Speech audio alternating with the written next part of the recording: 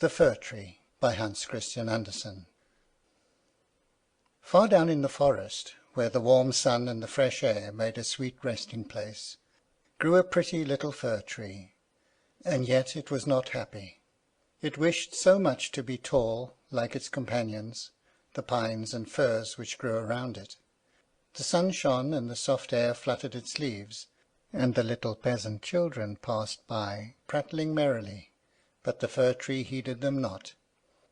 Sometimes the children would bring a large basket of raspberries or strawberries wreathed on a straw, and seat themselves near the fir-tree, and say, "Is it not a pretty little tree?" which made it feel more unhappy than before.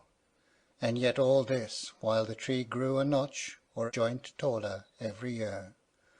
For by the number of joints in the stem of a fir-tree we can discover its age. Still, as it grew, it complained, "Oh, how I wish I were as tall as the other trees! Then I would spread out my branches on every side, and my top would overlook the wide world.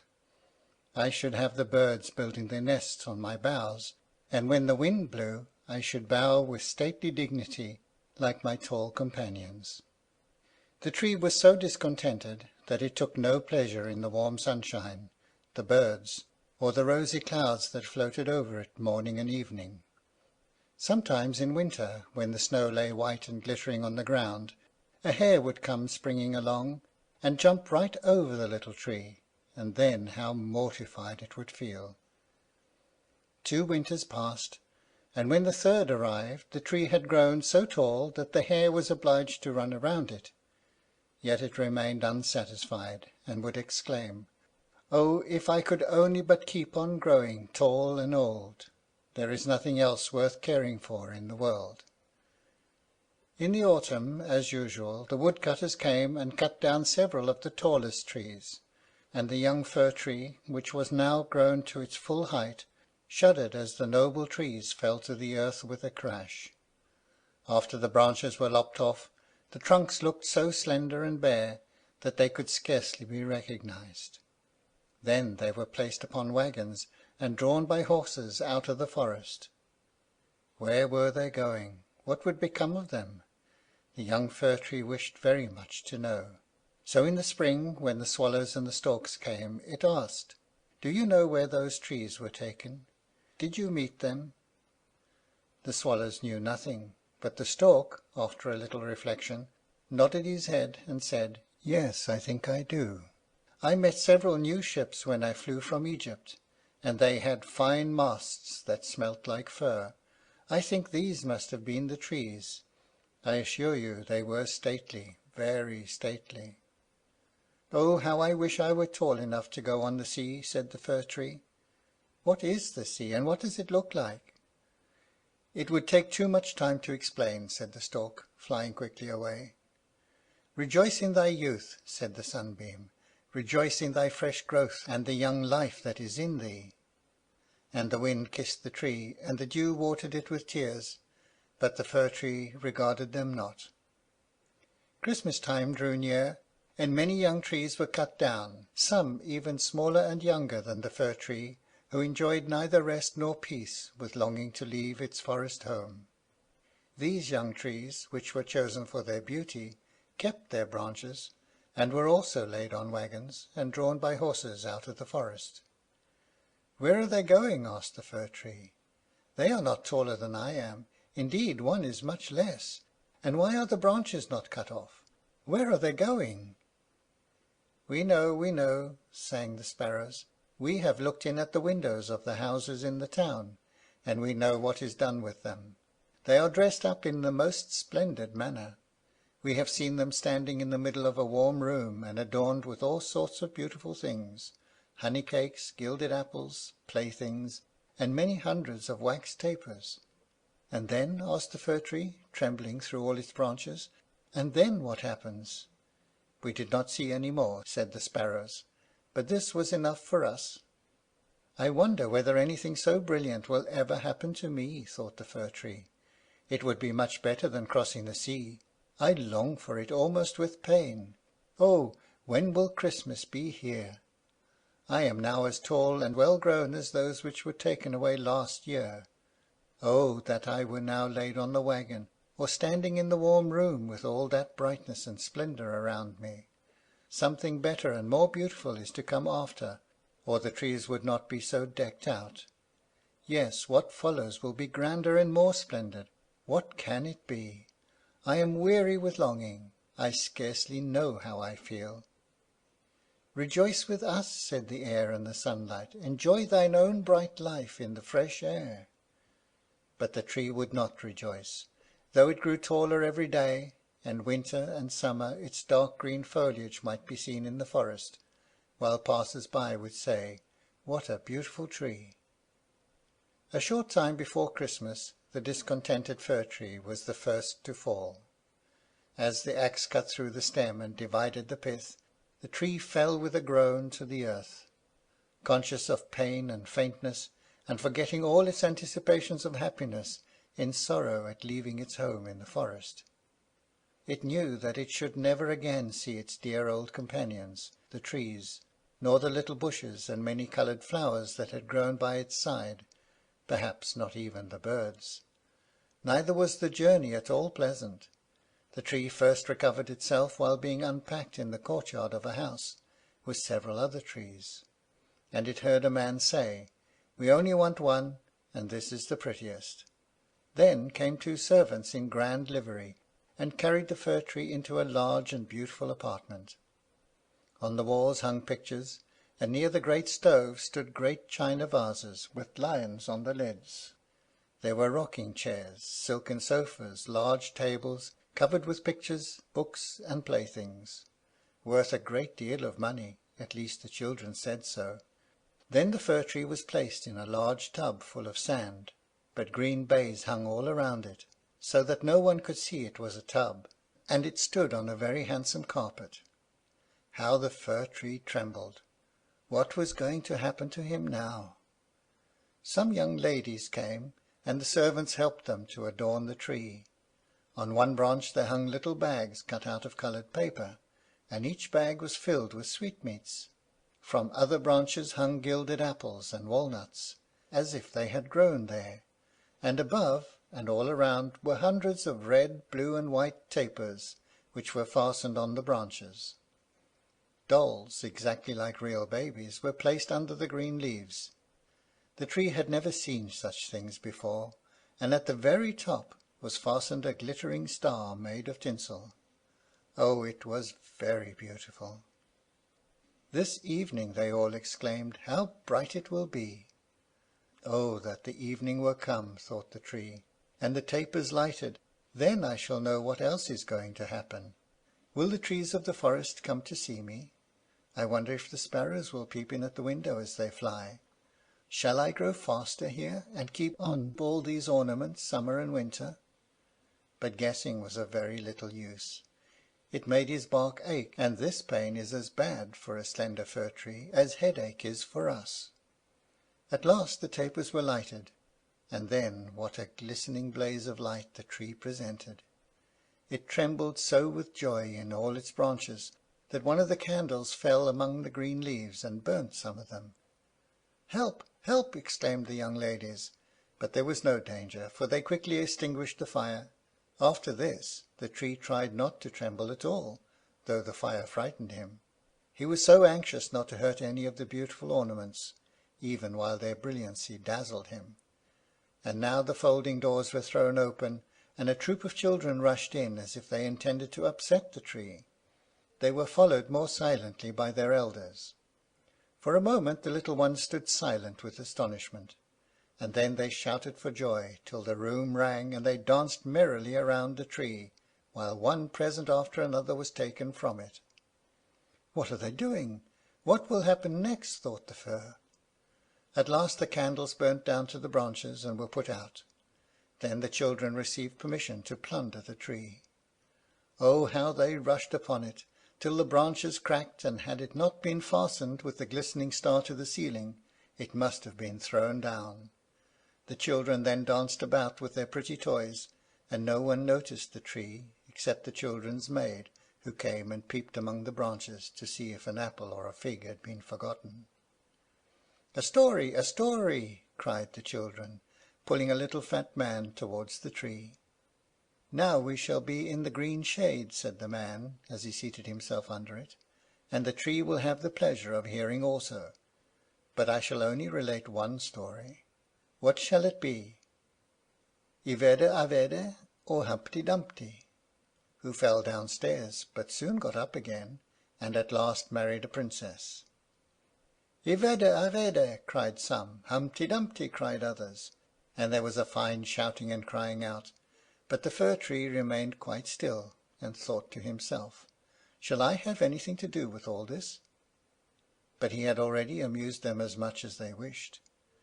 Then the old man told them the story of Humpty Dumpty, how he fell downstairs, and was raised up again, and married a princess.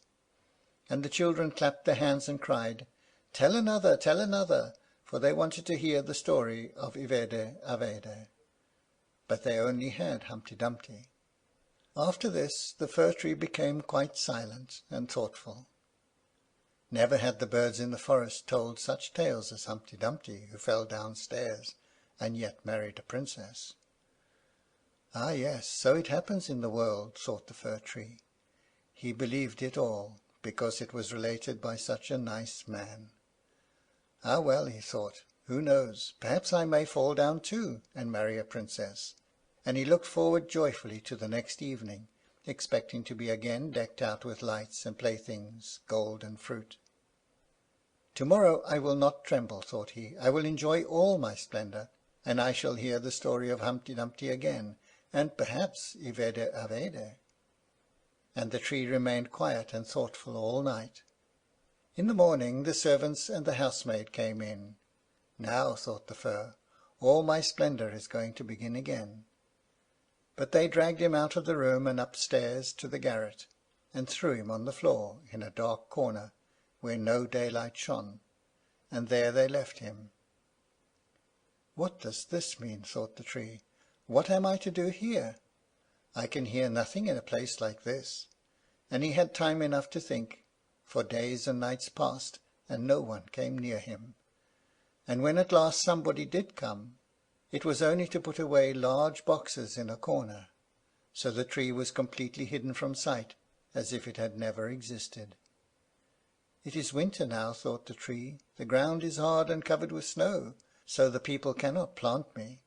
I shall be sheltered here, I dare say, until spring comes. How thoughtful and kind everybody is to me!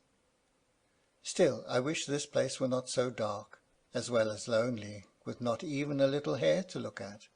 How pleasant it was out in the forest, while the snow lay on the ground, when the hare would run by. Yes, and jump over me too, although I did not like it then. Oh, it is terribly lonely here." "Squeak, squeak," said a little mouse, creeping cautiously towards the tree. Then came another, and they both sniffed at the Fir-Tree and crept between the branches. "Oh, it is very cold," said the little mouse, "or else we should be so comfortable here, shouldn't we, you old Fir-Tree?" "I'm not old," said the Fir-Tree. "There are many who are older than I am." "Where do you come from, and what do you know?" asked the mice, who were full of curiosity. "Have you seen the most beautiful places in the world, and can you tell us all about them? And have you been in the storeroom, where cheeses lie on the shelf, and hams hang from the ceiling? One can run about on tallow candles there, and go in thin and come out fat." "I know nothing of that place," said the Fir-Tree, "but I know the wood where the sun shines and the birds sing." And then the tree told the little mice all about its youth. They had never heard such an account in their lives, and after they had listened to it attentively, they said, "What a number of things you have seen! You must have been very happy." "Happy!" exclaimed the Fir-Tree, and then, as he reflected upon what he had been telling them, he said, "Ah, yes, after all, those were happy days."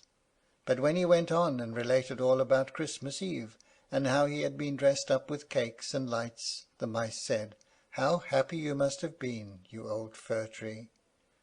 "I am not old at all," replied the tree. "I only came from the forest this winter. I am now checked in my growth." "What splendid stories you can relate," said the little mice. And the next night 4 other mice came with them to hear what the tree had to tell. The more he talked, the more he remembered, and then he thought to himself, those were happy days, but they may come again. Humpty Dumpty fell downstairs, and yet he married the princess. Perhaps I may marry a princess too. And the Fir-Tree thought of the pretty little birch tree that grew in the forest, which was to him a real beautiful princess. Who is Humpty Dumpty? Asked the little mice. And then the tree related the whole story. He could remember every single word, and the little mice were so delighted with it that they were ready to jump to the top of the tree. The next night a great many more mice made their appearance, and on Sunday 2 rats came with them, but they said it was not a pretty story at all, and the little mice were very sorry, for it made them also think less of it. Do you know only one story? Asked the rats. Only one, replied the Fir-Tree. I heard it on the happiest evening of my life, but I did not know I was so happy at the time. We think it is a very miserable story, said the rats. Don't you know any story about bacon or tallow in the storeroom? No, replied the tree. Many thanks to you then, replied the rats, and they marched off. The little mice also kept away after this, and the tree sighed and said, it was very pleasant when the merry little mice sat round me and listened while I talked. Now that is all past too. However, I shall consider myself happy when some one comes to take me out of this place. But would this ever happen? Yes, one morning people came to clear out the garret. The boxes were packed away, and the tree was pulled out of the corner and thrown roughly on the garret floor. Then the servant dragged it out upon the staircase, where the daylight shone. Now life is beginning again, said the tree, rejoicing in the sunshine and fresh air. Then it was carried downstairs and taken into the courtyard so quickly that it forgot to think of itself, and could only look about. There was so much to be seen. The court was close to a garden, where everything looked blooming. Fresh and fragrant roses hung over the little palings. The linden trees were in blossom, while the swallows flew here and there, crying, twit, twit, twit, my mate is coming. But it was not the Fir-Tree they meant. Now I shall live, cried the tree, joyfully spreading out its branches. But alas, they were all withered and yellow, and it lay in a corner among weeds and nettles. The star of gold paper still stuck in the top of the tree and glittered in the sunshine. In the same courtyard 2 of the merry children were playing, who had danced around the tree at Christmas, and had been so happy. The youngest saw the gilded star, and ran and pulled it off the tree. Look what is sticking to the ugly old Fir-Tree, said the child, treading on the branches till they cracked under his boots. And the tree saw all the fresh bright flowers in the garden, and then looked at itself, and wished it had remained in the dark corner of the garret. It thought of its fresh youth in the forest, of the merry Christmas evening, and of the little mice who had listened to the story of Humpty Dumpty. Past, past, said the old tree. Oh, had I but enjoyed myself while I could have done so! But now it is too late. Then a lad came and chopped the tree into small pieces, till a large bundle lay in a heap on the ground. The pieces were placed in a fire under the copper, and they quickly blazed up brightly, while the tree sighed so deeply that each sigh was like a pistol shot. Then the children who were at play came and seated themselves in front of the fire, and looked at it and cried, Pop, pop! But at each pop, which was a deep sigh, the tree was thinking of a summer day in the forest, and of Christmas evening, and of Humpty Dumpty, the only story it had ever heard, or knew how to relate, till at last it was consumed. The boys still played in the garden, and the youngest wore the golden star on his breast, with which the tree had been adorned during the happiest evening of its existence. Now all was past. The tree's life was past, and the story also, for all stories must come to an end at last. End of The Fir-Tree.